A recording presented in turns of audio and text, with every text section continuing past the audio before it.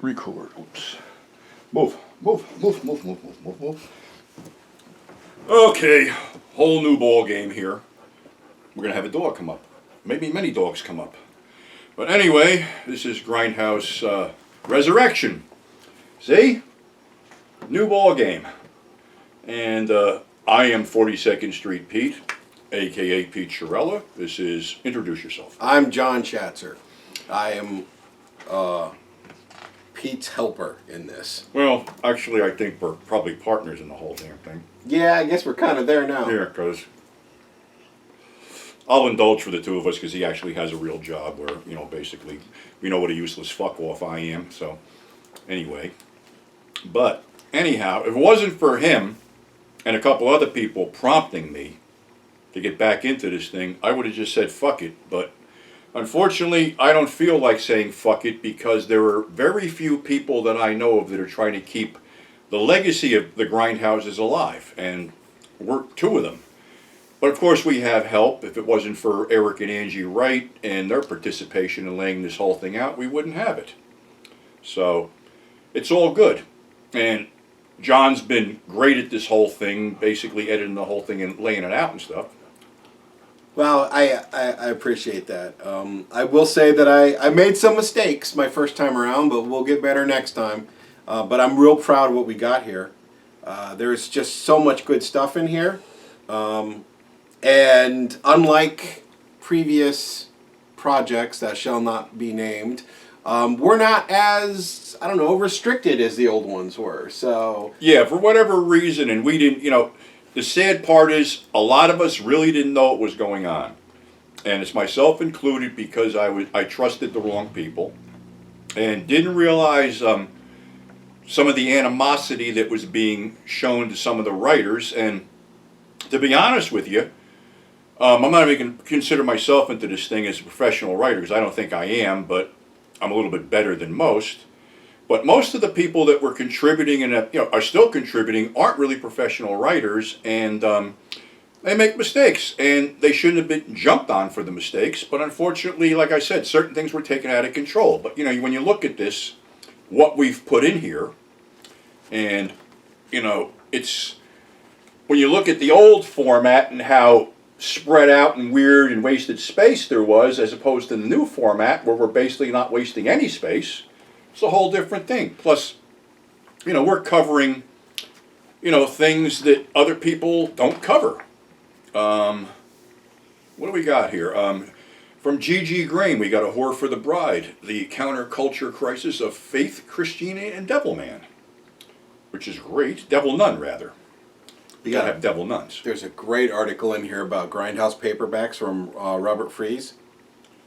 Oh yeah, that was a good one too. And then we, unfortunately, had an obituary. We had to put it in Bo Hopkins, 1938 to 2022. Unfortunately, next issue I have to do one on L.Q. Jones, who just recently passed away, because that's the last of the Wild Bunch, unfortunately. And what else? And we got your obituary for Jack Ketchum. Jack Ketchum, finally. Yeah. Because again, we don't censor things. Yeah, there was a whole weird backstory on that, which I'm not going to get into, but something. Jack was a mentor to me and an inspiration for me to get into writing, and Jack always, had something supportive to say. And, unfortunately, I didn't stick to my guns on the last one because we're in the middle of a bunch of shit, but I should have, and I apologize profusely for that. But like I said, Jack was one of those guys, one of a kind guy who basically could scare the shit out of you just using the people next door. Yep. And what else Dino Goes Grindhouse. Like I said, I opened this up with, I can hear the collective groan of what the fuck does Dean Martin have to do with Grindhouse films? Well, actually a lot. And you have to read about it. Yep. Because I'm not going to tell you for nothing, You kind of already did in a YouTube video, though. Well, I preview shit like that. A preview. And then my first Euro horror I wrote about, seeing Bloody Pit of Horror and Terror Creatures from the Grave for the first time. Which, if you haven't watched Bloody Pit of Horror, I went back and rewatched it because of that. The article. The second one, yeah, right. And it was awesome. I had forgotten how much fun it is. Yeah, and then we have we're doing something different with this magazine. We're going to have fiction, And one of the first things we got is The Puppeteer's Plaything by Joe Laurent, who is one of the most twisted and talented writers I've ever met.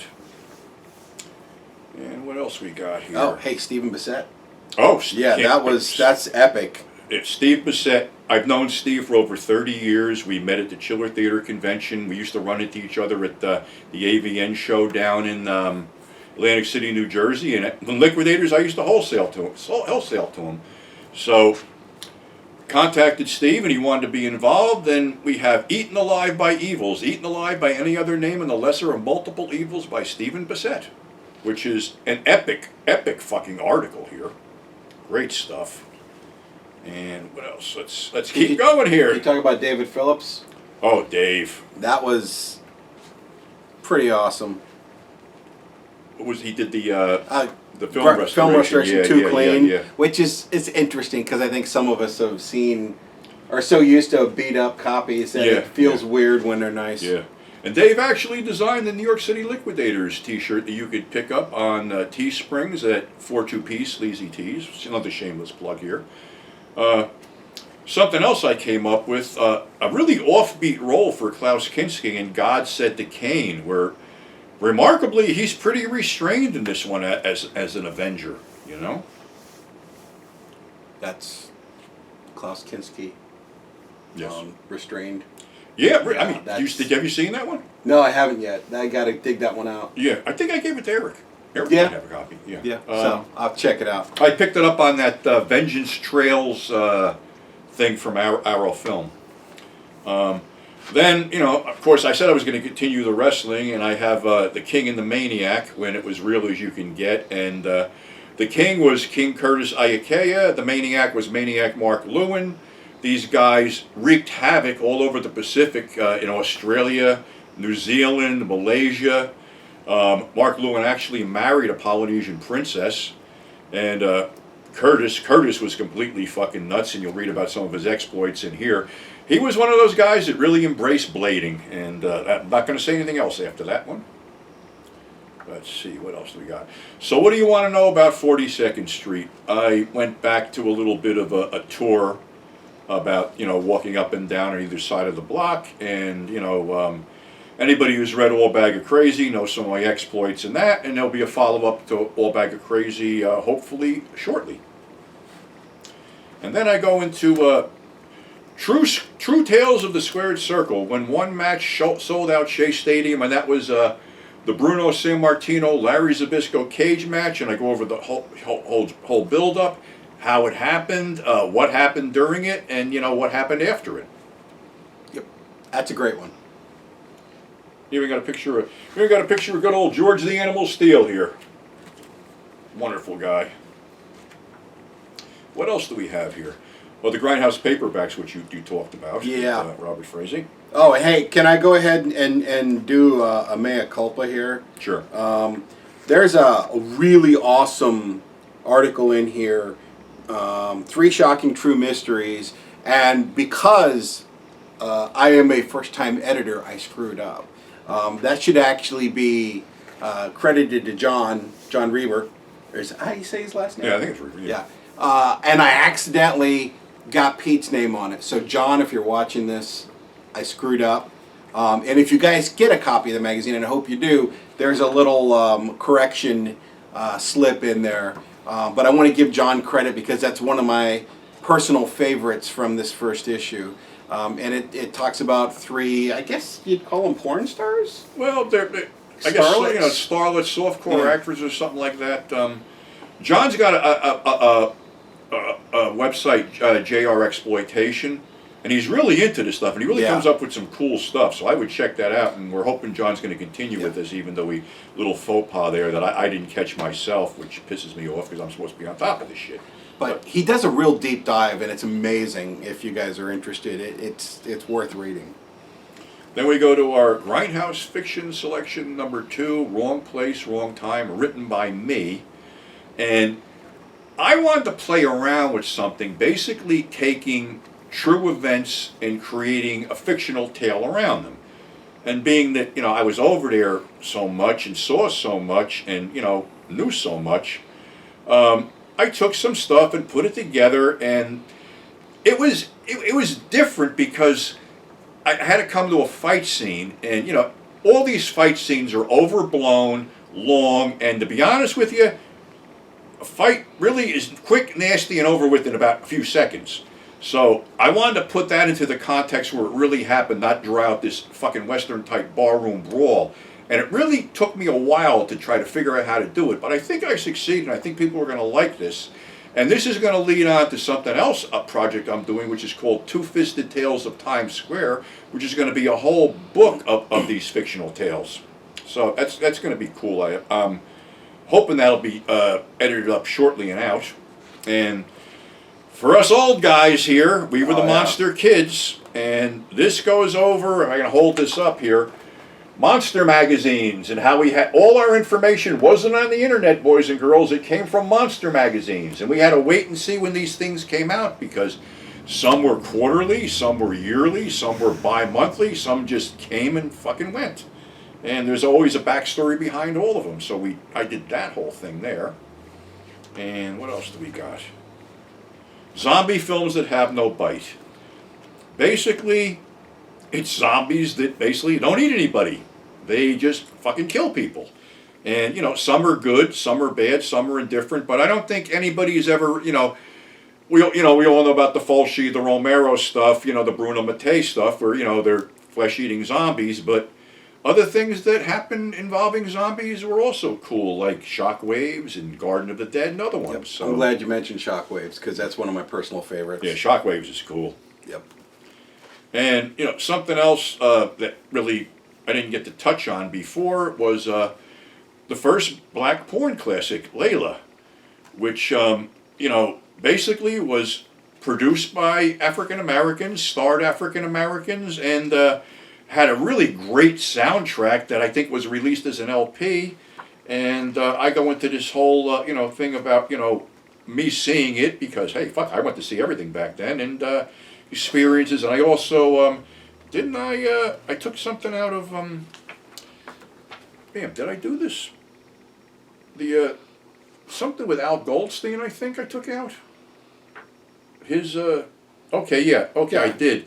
I actually, I do this, and I forget because I do a lot of shit. I dug up the issue of Screw where they reviewed the film, and I pretty much put Al Goldstein's review of it in here, which is pretty interesting. So it's pretty damn awesome, actually. Yeah, it's fucking funny. Al, you gotta love him. And another thing, before Lucio Fulci decided to have people take bites out of each other, he had them shoot each other in 3 pretty violent spaghetti westerns, and I go over them. And the odd thing is, one of the later ones, Silver Saddle, had the only spaghetti western appearance by Jeffrey Lewis. Interesting shit here. And then, I love this last one. The last of the articles in here is something I knew that you couldn't talk about much before. Yeah, exactly. And it's Pete does a wonderful article about racism in films and wrestling that I think is important and good and needs to be talked about. And it's also kind of funny at times too. Thank you. So, here we are. Not that I was. I got to the point once one other time in my career where basically I had been speaking out for the fans because I didn't like the way things were happening, and I wound up getting an ass whipping over it. And what people didn't know was before I got that ass whipping, I was ready to leave the business. But after I got that ass whipping, I figured, something? If I'm pissing people off by telling the truth and letting fans know when they're being fucked, I'm hanging around. I'm not going to quit. Well, strange thing with this was, after, this episode with what happened before, and I'm not going to get deep into that, and John knows about it because John experienced some of it too, I really felt that, there was nowhere else to go. I felt that, I had, done 20 issues of this, wrote an autobiography, wrote some fiction stuff. I felt it was over. I really felt that nobody gave a shit anymore until I had to pull the plug.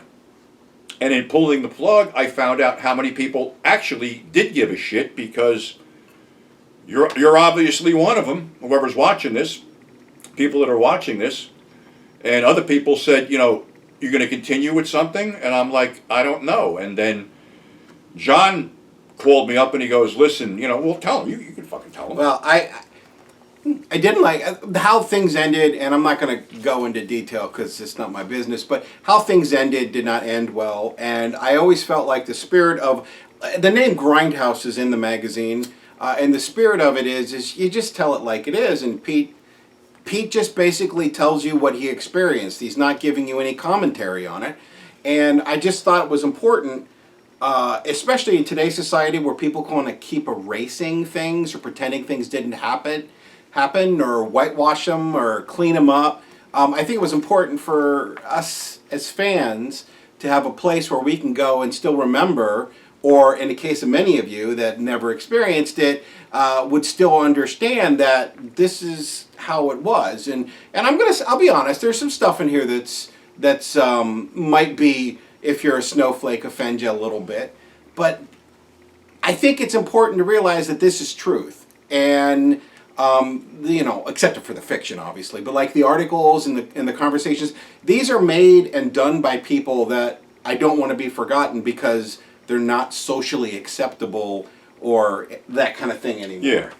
So Well, it's like, you sort of nudged me into it, and then Dave Phillips had emailed me and sent me this letter that was circulating that basically I was retired, which is complete fucking bullshit. And he was a little bit tweaked because he had been approached, and a few other people had been approached, and it was almost like they were acting in my behalf, which they weren't. And it sort of tweaked me to the point, okay, here we go again. It's sort of like when you want to walk away from something, you're getting pulled back in, but you're getting pulled back in for a damn good reason, because I hate to say this to anybody, but if you were born in 1973, 1974, you never stepped foot in a Grindhouse. Matter of fact, while you were shitting your diaper, I was sitting there watching Night of the Living Dead for probably the 10th time.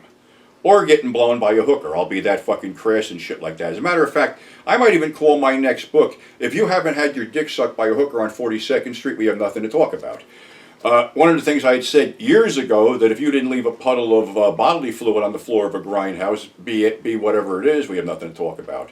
But it sort of irks me, and it irks a lot of other people that were there, that you have these posers that, read a book here, read a book there, and think they know it all. Because, to be honest with you, if you weren't sitting there experiencing the whole thing, good, bad, or indifferent, and wondering whether you're going to get taken off if you go to the men's room, or if there's going to be a fight breaking out next to you, or whether some ugly hooker's going to sit next to you and ask you for $5 to get blown, you don't know what you're fucking talking about.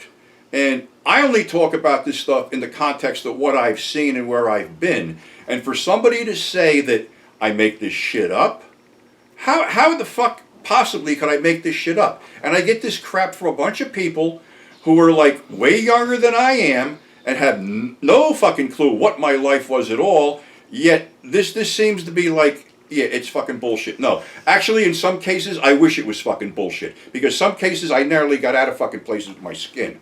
So, I try to share the experiences because people seem to want it. And that's the only reason I'm doing it. I mean, we both know we're not going to make any money doing this shit. No. Not at all. And we do it for the love of the fucking genre, for the love of the era, because there never was and there never will be an era like there was between, I'm going to say, the early 60s to the mid 80s. That was a huge, pivotal time of change in the entire world, and especially in the motion picture business.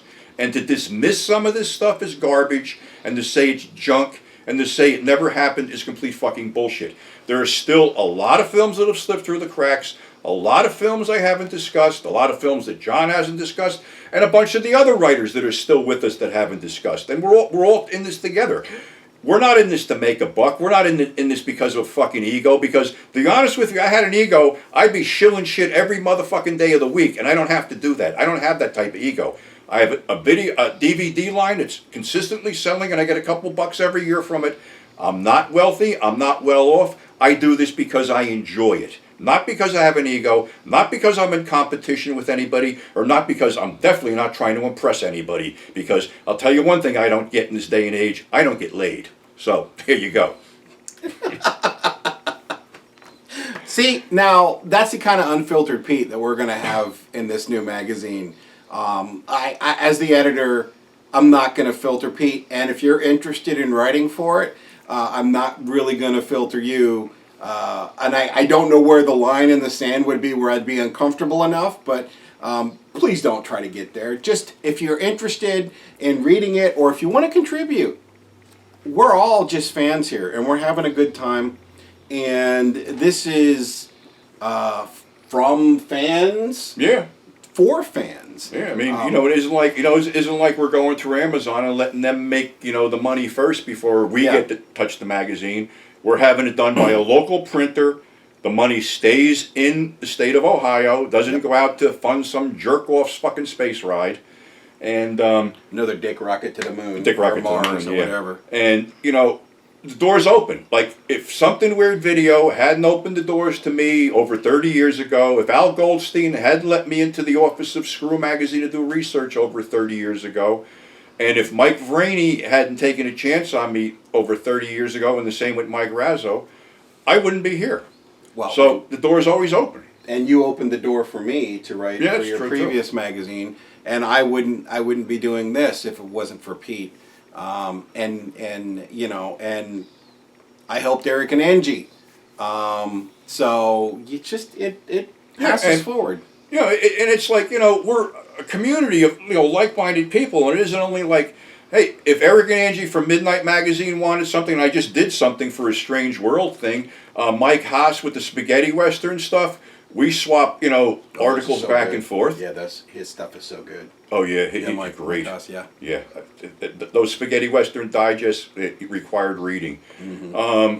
Unusual Tales, the guy down there. There's a couple. Gravely unusual. Gravely unusual. There's somebody else that was, it's off the top of my head. He does like a Gore Gazette tribute.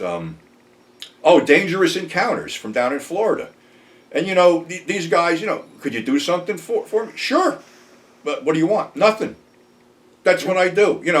I don't have a day job. I'm sort of like, I guess people would say I'm fucking retired, but I live on what I can scrounge up, and that's about it, Tell them where to get the magazine from Midnight. You got the website on that, like the whole thing,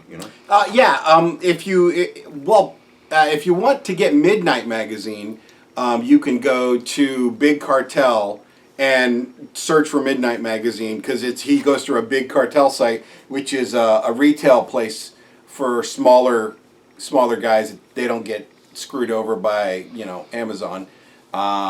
So that's, I always say, go to the Big Cartel site, Midnight Magazine. If you need to reach out or you're not sure, you can always get a hold of myself on Facebook, or you can email me at Gmail, our gutmunchers@gmail.com.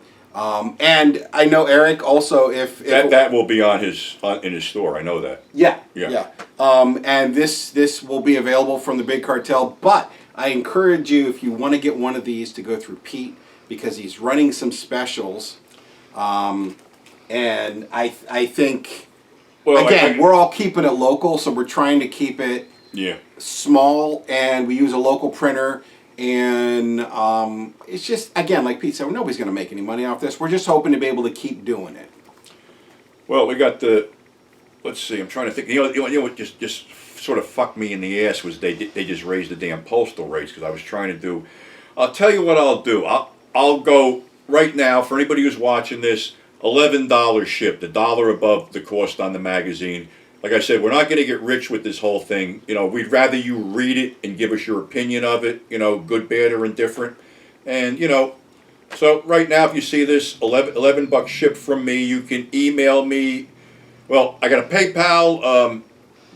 Better yet, email me at grindhousepurgatory@gmail.com. I'll give you the PayPal thing in a skinny there. And we'll take it from there, because to spell out the other one's going to be like, let's not go there. Yeah. Grindhousepurgatory@gmail.com. Just PM me there, email me there, and I'll give you the skinny. But for anybody who's watching this show right now, $11 shipped, $1 over the retail price of the magazine, which is probably just going to be about a break-even point, right? Yep, right about there. Like I said, we're not trying to get rich here. We're just trying to keep something we both love and a lot of other guys love alive. So that's it. Oh, and let's give James a shout out for the wicked. James Harmon for the cover. The cover is awesome. For everybody who wanted to see me dead, you got your fucking wish. Yeah. Okay? There it is. So, yeah, any last words here? Or? Support it. And we hope we focused this camera, because if we didn't, that was a total waste of fucking time. Well, even if we didn't, we're going to run it. So that's oh yeah. I mean, Yeah. it's all good. Yeah. But yeah, no, support the magazine. Come out, check it out. If you dig it, cool. If you hate it, go ahead and tell me you hate it, and then I'll try to fix what you hated. Unless it's you Unfixable. hated, yeah. Unless it's the And yeah, reason. the you other hated thing is too, whatever it I had this problem with the last, nothing to do with anybody publishing or anything like that. You get some like really these weird like little fucked up reviews on Amazon which don't make any sense, but like I really, we're on the Facebook, we got Facebook Grindhouse Resurrection group, it's Yep. a public group, anybody can join it. But if there's something in there you like, let us know you like it, because maybe we got something to back it up with. You Yeah. know? Like I said, I really don't want to repeat anything I've done before, but maybe there's something I did before that I could probably do a lot better now, because I pick up knowledge as we go along and remember stuff. So I'm not going to like reprint a bunch of shit and rip everybody off, but we just were talking about the Blood Island thing, and it was a whole thing that came out about Blood Island that really isn't that widely known. So we're going to probably have that in the next issue too. Yeah. So there's a ton of shit I haven't talked about. It just comes down to that. Yep. And like Pete said, if you something you want us to talk about or cover, I'm sure we'd be happy to do it for you. All right, so with that happy note, grindhousepurgatory@gmail.com. Thank you, John Shatzer, for stopping by. Thank you, Pete. Okay, my pleasure. And stay safe. I just hope I didn't go out of